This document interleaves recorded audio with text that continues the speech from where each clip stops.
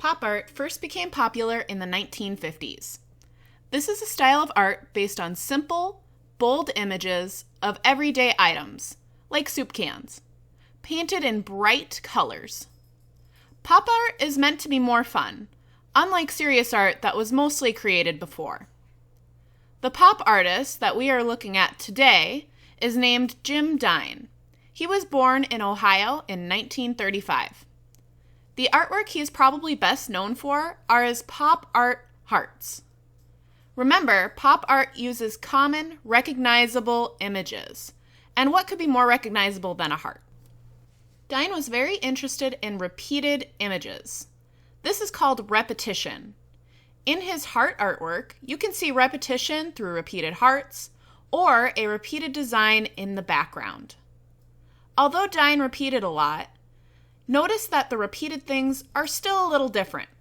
They could be different colors or sizes. This is called variety. Today we'll be creating our own hearts inspired by Jim Dine's artwork. We'll also be using repetition and variety just like him. Now let's start by making a heart. Now remember, Jim Dine was best known for his hearts, so we want this to be the main part of our drawing. So draw just one big heart or a couple of big hearts. Remember to use variety too. So I drew one big heart and I'm drawing a couple of smaller hearts. I even decided to overlap one of my hearts here.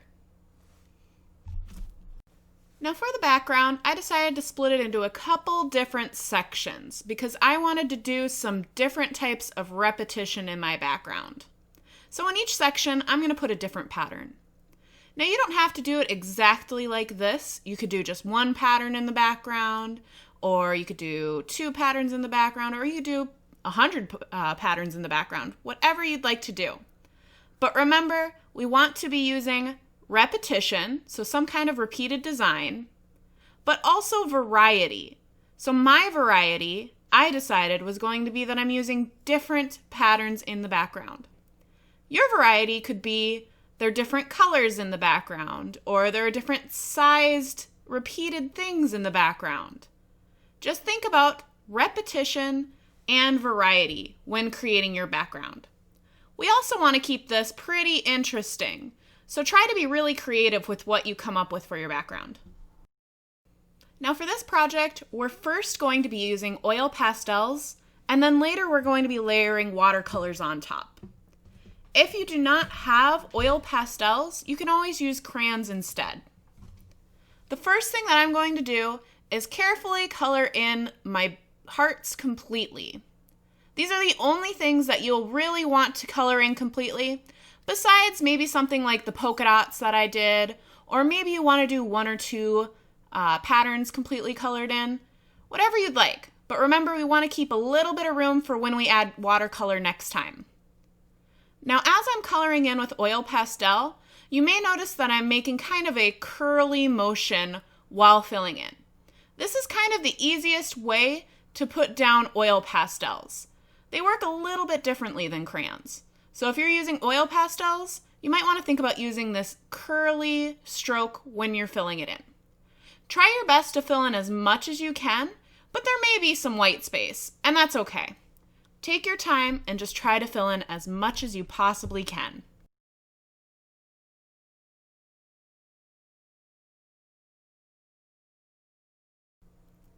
Now as I'm coloring in, notice the different variety that I have with just my hearts for right now. My big heart, I'm coloring in a bright pink. And then my little hearts, I'm using some different colors for those to create a little more variety. They're repeated, so they're using repetition because they're all 3 hearts, but the variety is that all 3 of them are different colors. Now I'm going to start going over my background lines with an oil pastel. Now remember, I said you could fill in some of your areas with the oil pastel, but leave a lot of the areas blank so that we have room for the watercolors next time. This is as far as you need to get for today, but if you have a little extra time, go ahead and we're going to start adding value to our hearts. Value is the lightness or darkness of an area to make something look more 3D or realistic. For ours, we're adding a little bit of darkness to our hearts. So you're going to choose one side of your heart. I chose the left side, and just outline that side. Then, along that line, but inside your heart still, make those curly movements. We're going to be using a black oil pastel for this part because it's dark enough to be perceived as a shadow. Once you're done with the black, we're going to go back to our original color. So mine was that bright pink color. And you're going to make that curly line movement on top of the black. This is going to blend your colors together a little bit more and create a gradient. The gradient is from one color, mine is the pink, to another color, the black. And this goes really smoothly from one to the other. You can't really tell where one starts or one ends. So take your time creating this gradient. You may need to go over it a couple of times with your original color, but you probably won't need to go over it a bunch of times with that black. The black is really, really dark, so it puts down a lot of pigment very, very quickly. We need to take some time to really spread out that pigment so that we can create that gradient. Take your time with this part. Then we'll make it look really, really nice. You're going to repeat that for every single heart that you have on your paper. Remember to stay with the same side for every single heart, so then they all kind of have that repetition to them.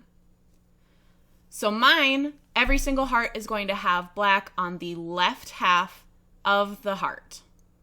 Remember to keep layering your colors, then we can create a nice gradient.